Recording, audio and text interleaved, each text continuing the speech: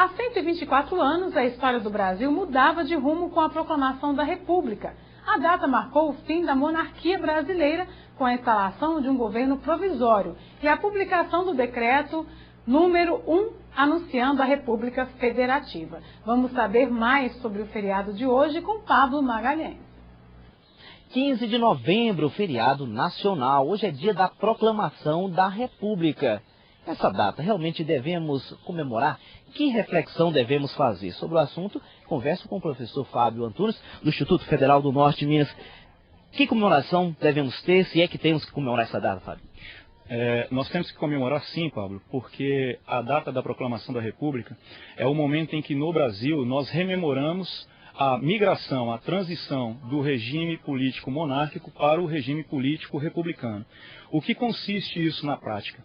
Até o 15 de novembro de 1889, o Brasil tinha como regime político a monarquia, que consistia em uma centralidade de poder na figura de um imperador, no caso, o Dom Pedro II, em que o princípio do direito da governança desse imperador estava assentado sob o princípio do direito divino dos reis. Ou seja, tinha-se uma compreensão junto à sociedade de que esse imperador ele era escolhido especificamente por Deus para governar a nossa sociedade e não especificamente pelo próprio povo, pela própria sociedade. O que, de certo modo, então, fazia com que a nossa população tivesse pouca participação nas decisões políticas nacionais.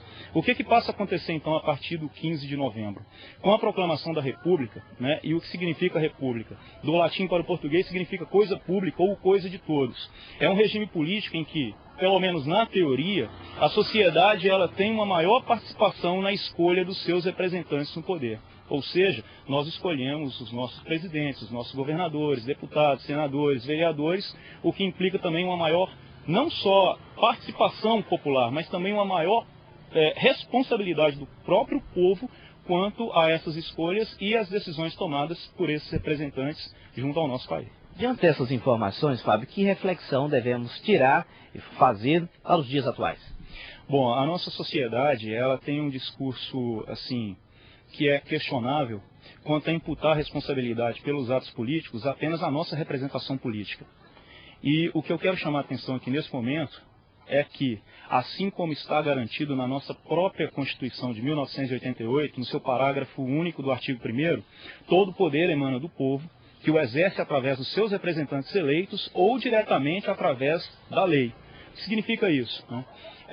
A sociedade ela tem grande responsabilidade, sim, pelas escolhas eleitorais que ela faz, pelos representantes que nós ajudamos a colocar no poder, e o mesmo poder discricionário que nós temos de confiar a responsabilidade a um representante para exercer um governo que seja para o povo, nós também temos a mesma responsabilidade e o mesmo poder discricionário para poder retirá-lo. Inclusive já aconteceu na nossa história republicana de que a mobilização popular acabou conseguindo fazer com que o Congresso Nacional fosse pressionado a promover um impeachment de um presidente, como foi o caso do Fernando Collor de Mello em 1992. Então nós temos também, dentro do regime republicano, que cobrar, fiscalizar as atitudes dos nossos governantes e sermos também mais responsáveis com as escolhas eleitorais que nós fazemos pelo bem da coletividade. Então é um dia que devemos comemorar e fazer uma reflexão bem profunda. Sim, é um dia para se comemorar, afinal de contas, hoje nós somos mais de 140 milhões de eleitores em uma sociedade de pouco mais de 200 milhões.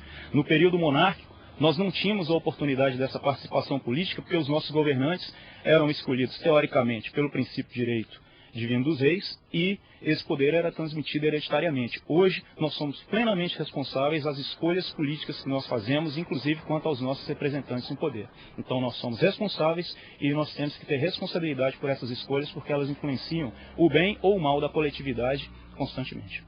Obrigado. Conversei com o professor Fábio Antunes, professor de História aqui do Instituto Federal do Norte de Minas, repórter Pablo Magalhães.